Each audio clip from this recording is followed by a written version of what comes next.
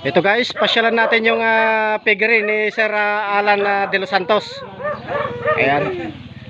So ang gaganda ng kanyang mga baboy. Ito yung baboyang walang amoy. Ayan.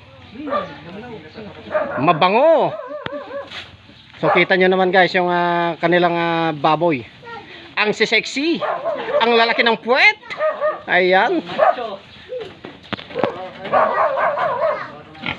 Ayan. 2, 4, 6, 8. So meron siyang 8 baboy.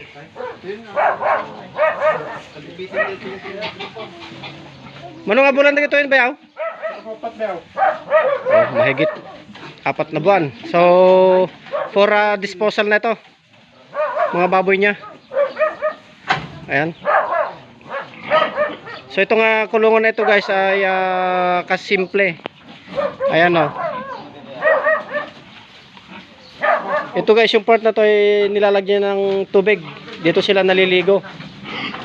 At yung part na yon, dun sila kumakain. At dito guys is ipa yung nakalagay.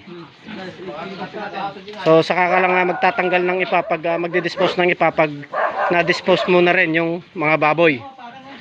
So sobrang simple ng kulungan. Sobrang simple pero napakaganda. Ayan, so nanguha kami ng isang baboy.